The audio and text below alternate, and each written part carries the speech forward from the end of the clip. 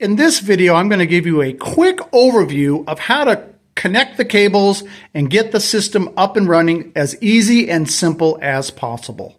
Both the mixer and the speakers have a lot of additional features.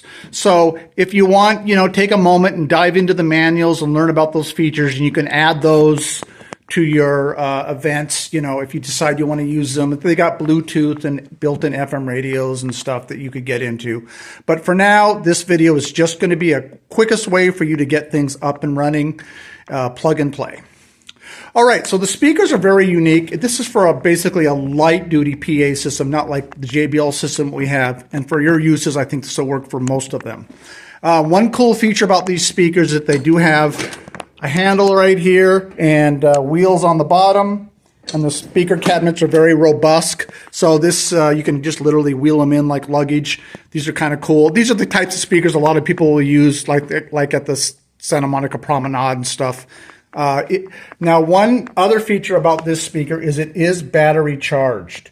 So it runs about 4 to 6 hours on a battery, and we have confirmed that is the use that you get for it. So when you plug in your power, you'll see that the charging light is blinking. That means the battery is charging. Once that stops blinking and is on all the time, then you know that the battery is fully charged.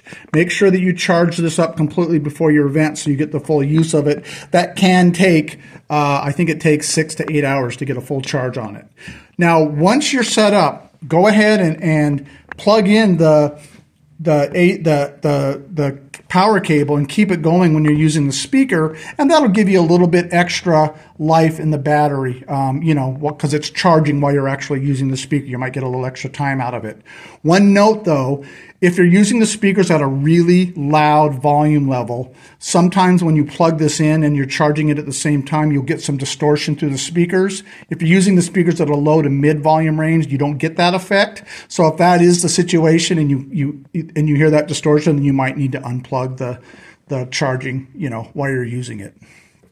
To power the speaker on, you just got one power cable here, and that powers everything on. And then it's got a little fun feature right here where it says lights. Built into the speaker are some kind of fun DJ disco lights. So if you're ever doing a night event or something, you could have some fun with that if you're playing music or something. So that's what the lights are for. Now, if you look at this, there are a lot of buttons and stuff going on here. Now, on the top here, you see this antenna. That's because it has an FM radio built into it. So you could literally just find a radio station. You can see these buttons right here. Then that'll get you through. So the arrow here, it's got Bluetooth built in. It's got a line input, which are these inputs right here. If you were to plug in, turntable, CD, whatever. And then, and it scrolls there between your radio line and Bluetooth. It also has a card right here or a USB stick you could get sound from. And then this is just another way to power it up. And then you've got all these EQ stuff, and all these are to control these features here. Now, you're not going to use any of that. So when you set this up, this top volume button, make sure that's turned all the way down. That way, in case it was on radio or something and that volume was up, you might hear radio at the same time that you're doing your other stuff with the speaker. So just make sure that's turned off.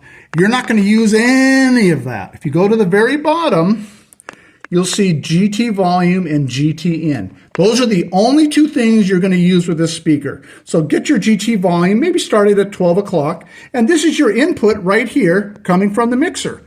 That's it. So for your point of view, all you do is power on the speaker, maybe plug it in. Make sure this volume right here is turned all the way down. Put that one at 12 o'clock and plug in your cable.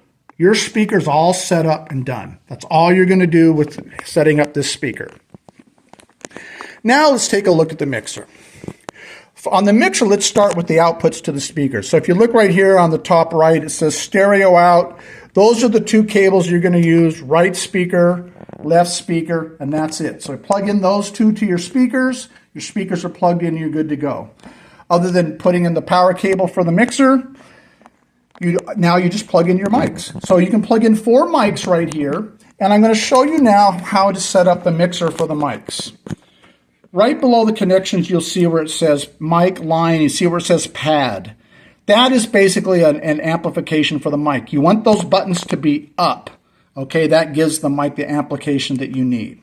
So the next level down, you'll see gain. And this is kind of adding a little bit more power to the mic. And so for this setup, you're going to want those at about 2 o'clock to 3 o'clock, just right around there.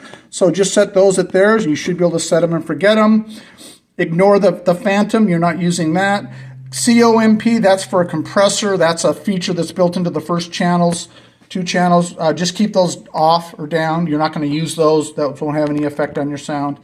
And then coming down here, then the green buttons are your EQ. You can see you've got high, mids, and lows. Just put those right at 12 o'clock. You can make fine-tune adjustments once you're set up, but for the most part, probably you'll just be fine with that since you're just using mics. FX, that's a separate volume channel. Just keep that turned down all the way. And then panning, that's right and left speaker. So you'll probably keep those right at 12 o'clock so you get the same sound out of each speaker. And then these are your individual volumes for each mic. So once you set your master volume level, then you can go back here if you need to turn one mic up or down a little bit, that kind of a thing. Your master volume is right here on the bottom right corner. That right there is your master volume. So I start it right there at 12 o'clock and adjust it from there. Above that, you've got a volume control for a headphone jack, which you probably won't need. And then you have your FX. Just turn that volume all the way down, something else you won't need. And that is it. That's all you need to do to get your system up and running. So once you plug in the mic and the speakers, the whole thing, then just turn the volume up.